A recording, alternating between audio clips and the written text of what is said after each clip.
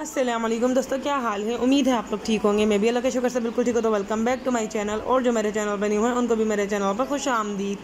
So guys, आज का जो मेरा ब्लॉग है तकरीबन 12 to 13 डेज़ के बाद आ रहा है। उसका रीज़न ये था कि मेरे हस्बैंड की तबीयत काफ़ी ख़राब थी। उनके हो गई थी पथरी, जिसकी वजह से उनको बहुत ज़्यादा पेन था, बहुत ज़्यादा। शायद मैं और आप इमेजिन भी नहीं कर सकते।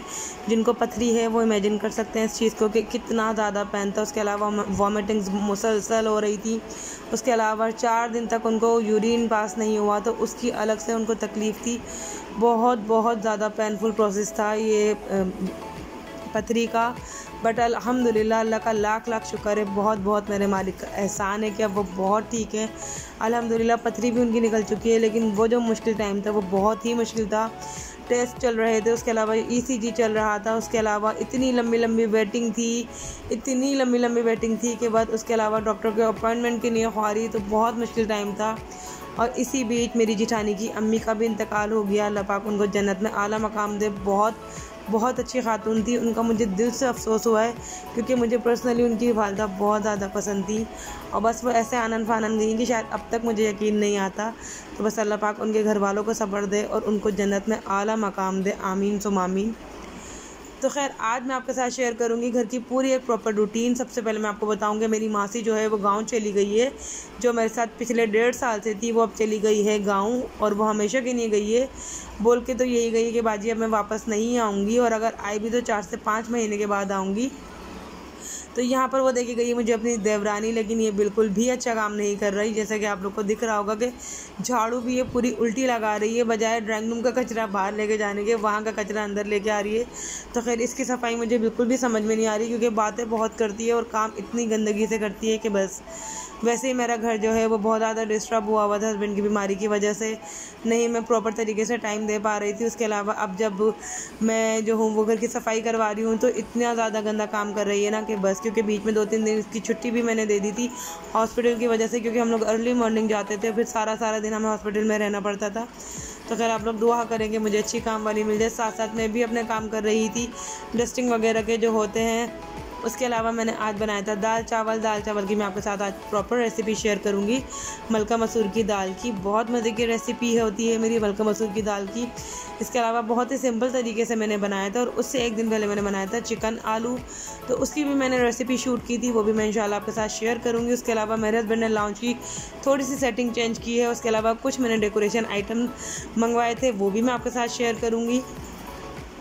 तो खैर, यहाँ पर लाउंज की डस्टिंग करने के बाद मैं आ गई थी ड्राइंग रूम में अच्छी तरीके से मैंने डस्टिंग कर दी थी।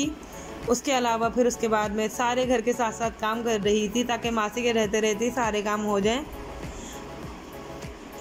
बस अब सर्दियों से पहले कर्टन वगैरह वॉश करवाने हैं पूरे घर के। उसके अलावा जो है कंफर्टर वगैरह वॉश करवाने हैं। बस सर्दियाँ आने में भी थोड़ा सा ही टाइम है। तो खैर, ये है वो वॉल जहाँ पे मेरा था फ्रिज। यहाँ के लिए मैंने मंगवाया था कुछ डेकोरेशन ये आइटम, क्योंकि यहाँ पर जो हमारा फ्रिज था, यहाँ की मेरे हस्बैंड ने जगह चेंज कर दी। उनको ऐसा लगता था कि यहाँ पे कोई सिक्योरिटी गार्ड खड़ा हुआ है, तो उनको यहाँ पे फ्रिज बिल्कुल भी अच्छा नहीं लगता था। तो यहाँ की उन्होंने जगह कर दी है चेंज, और ये वॉल मेरी हो गई थी पूरी खाली। तो यहाँ पे मैंने छोटे छोटे से जो है वो फ्रेम वगैरह मंगवा लिए थे। उसके अलावा कुछ बटरफ्लाई मंगवा के और इस वॉल को मैंने इस तरीके से कुछ डेकोरेट कर दिया है। कैसा लग रहा है आप लोगों को मुझे कमेंट बॉक्स में ज़रूर बताइएगा। बस मुझे लेना है एक शू रैक, और यहाँ पर रख दिया है हम लोगों ने फ्रिज। यहाँ पे फ्रिज बहुत अच्छा लग रहा है। लॉन्च भी थोड़ा सा खुला हो गया। बस मुझे 2-4 चीज़ें लेनी है इंशाल्लाह ताला। जब मार्केट जाऊँगी तो क्या चीज़ें लेनी है वो भी आप लोगों के साथ ज़रूर शेयर करूँगी। तो बस ये सारे काम करने कराने के बाद मैं आ गई थी किचन में दाल चढ़ाने के लिए। तो यहाँ पर मैंने ले ली थी 1 कप जितनी दाल। जो बड़ा वाला कप होता है, मग जो होता है, वो मैंने 1 मग ले ली थी दाल। इसको मैंने भिगोया नहीं था, इसको मैंने डायरेक्ट ही चढ़ा लिया था। पहले मैंने अच्छी तरीके से इसको 2 से 3 दफ़ा वॉश कर लिया था दाल को। उसके बाद मैंने इसको प्रेशर कुकर में चढ़ाया था। तो यहाँ पर दाल जो है मैंने प्रेशर कुकर में डाल दी थी। उसके बाद मैंने इसके अंदर शामिल कर दिया था 1 मीडियम साइज़ का टमाटर। जस्ट 1 टमाटर ही डालना है, छोटा सा, इससे ज़्यादा नहीं डालना। और मैंने साथ में शामिल कर दी थी 2 लहसुन की कलियाँ, क्योंकि मेरे पास जिंजर गार्लिक का पेस्ट ख़त्म हुआ था। और टाइम बिल्कुल भी नहीं मिल रहा था कि मैं पीसूँ। इंशाल्लाह ताला अब मैं पीसूँगी। जिंजर गार्लिक का पेस्ट, काफ़ी सारे काम हैं जो करने हैं। इंशाल्लाह ताला आपके साथ डेली अब मैं व्लॉगिंग करूँगी, आप लोग के साथ सब कुछ शेयर करूँगी डे बाय डे इंशाल्लाह ताला। तो यहाँ पर मैंने कुछ ड्राई स्पाइसेस डाल दिए थे, उसके अंदर नमक, मिर्ची, हल्दी, धनिया, जो बेसिक से मसाले होते हैं वो मैंने शामिल कर दिए थे। और 3.5 ग्लास मैंने इसके अंदर शामिल कर दिया था पानी, क्योंकि दाल भीगी हुई नहीं थी। अगर दाल भीगी हुई हो तो फिर 2.5 कप या फिर 2 कप पानी भी इनफ होता है। तो खैर इसको मैंने लगा दिया था 30 मिनट के लिए प्रेशर। उसके बाद देखिए दाल बिल्कुल परफेक्ट तरीके से गल गई थी, बिल्कुल पक गई थी, घुली मिली थी। उसके बाद मैंने एंड में इसके अंदर शामिल कर दिया था चिकन पाउडर 1 टीस्पून जितना, इससे टेस्ट बहुत अच्छा आता है। उसके बाद मैंने लगा दिया था इसके अंदर तड़का, हरी मिर्चों का, साबुत मिर्चों का, ज़ीरा, रायदाना और कड़ी पत्ता। प्याज मैंने इसके अंदर नहीं डाली, मुझे ऐसा लगता है कि दाल मीठी हो जाती है प्याज डालने से, इस वजह से मैं दाल में प्याज बहुत कम से डालती हूँ। और मलका मसूर की दाल में अब मैं डालती ही नहीं हूँ प्याज। तो खैर यहाँ पर दाल जो है वो बिल्कुल परफेक्ट सी हो गई थी रेडी। साथ में मैंने चावल भी बॉईल कर लिए थे। और जल्दी जल्दी मैं यहाँ पे कर रही थी बर्तन वॉश, क्योंकि बर्तन भी अच्छी खासी मकदार में हो जाते हैं, बर्तनों में बहुत बरकत होती है। उसके अलावा पानी की बोतल भी भर के रखनी थी, तो वो भी मैं साथ साथ वॉश करी थी, क्योंकि मैं डेली वॉश करती हूँ और डेली ही भर के रख देती हूँ पानी। तो बस यहाँ पर जल्दी जल्दी से मैं किचन साफ़ कर रही थी। उसके बाद मैं आपके साथ शेयर करूँगी चिकन आलू की रेसिपी। आप लोग किस कंट्री से और किस सिटी से मुझे देख रहे हैं, मुझे कमेंट बॉक्स में आप लोग ज़रूर बताइएगा। और क्या आप लोग भी इसी तरीके से मलका मसूर की दाल बनाते हैं, या फिर आपकी दाल बनाने की रेसिपी डिफरेंट है, मुझे कमेंट बॉक्स में ज़रूर बताइएगा। छोटा सा व्लॉग है, कोई बहुत ज़्यादा बड़ा व्लॉग नहीं है, ना ही इसमें कुछ ख़ास ऐसी चीज़ है, बस सिंपल सा मेरे घर की रूटीन का ये व्लॉग है। तो बस यहाँ पर चिकन आलू बनाने के लिए सबसे पहले मैंने ले लिया था ऑयल, तकरीबन 1/2 कप। उसके बाद मैंने इसके अंदर शामिल कर दी थी चिकन, जितना कि मुझे सालन बनाना था। इसके अंदर मैंने बिल्कुल भी जिंजर और गार्लिक का पेस्ट शामिल नहीं किया था, क्योंकि मेरे पास पेस्ट नहीं था। और इसको मैंने इतनी अच्छी तरीके से भूना था, मैं आपको आगे जाके दिखाऊंगी। इसके अंदर जो मैंने स्पाइसेस डाले थे इसमें बिल्कुल भी स्मेल नहीं आ रही थी, कोई कह नहीं सकता था कि चिकन की स्मेल है। तो खैर यहाँ पर अच्छी तरीके से पहले मैंने चिकन को भून लिया था, जब तक कि इसका परफेक्ट सा कलर चेंज नहीं हो गया था दोनों तरफ से।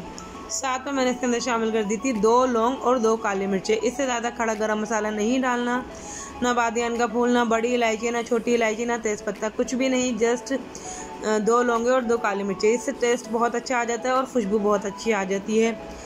उसके बाद मैंने इसके अंदर शामिल कर दिए थे कुछ ड्राई स्पाइसेस। सबसे पहले चिकन को मैंने बहुत अच्छी तरीके से भून लिया था, और चिकन में मैंने बिल्कुल भी पानी शामिल नहीं किया था।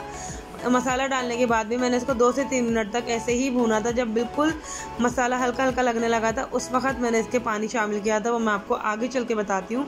तो यहाँ पर मैंने शामिल कर दिया था हल्दी powder 1/2 teaspoon, red chilli powder 1 teaspoon, धनिया पाउडर 1 टीस्पून, सॉल्ट 1 टीस्पून जितना।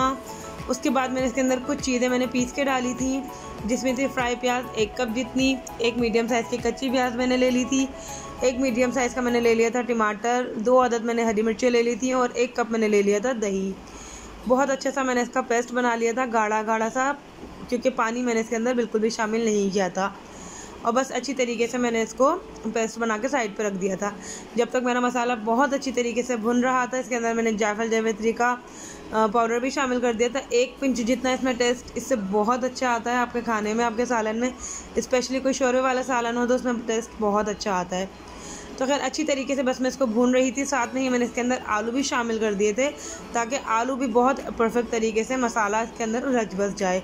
अब इसके अंदर मैंने थोड़ा सा पानी शामिल किया था, आधे से भी आधा गिलास, कि मसाला नीचे ना लगे। और अच्छी तरीके से मैंने इसको भून लिया था। मैक्सिमम मैंने इसको आलू डालने के बाद भी 5 मिनट तक भूना था। और उसके बाद मैंने इसके अंदर शामिल कर दिया था वो पेस्ट जो कि मैंने आपको अभी बताया है। उसके बाद मैंने इसे पेस्ट डालने के बाद 5 मिनट तक भूना था कंटिन्यूसली। उसके बाद मैंने इसके अंदर कर दिया था शोरबा, और जब शोरबा मैंने कर दिया था, शोरबे में उबाल आ गया था, तब मैंने इसके अंदर शामिल कर दिया था एंड में हरा धनिया और पिसा हुआ गरम मसाला।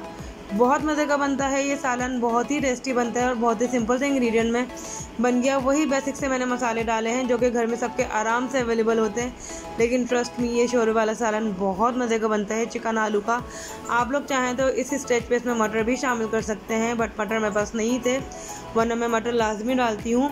और बस यही था मेरा आज का छोटा सा व्लॉग। आई होप कि आपको अच्छा लगा होगा।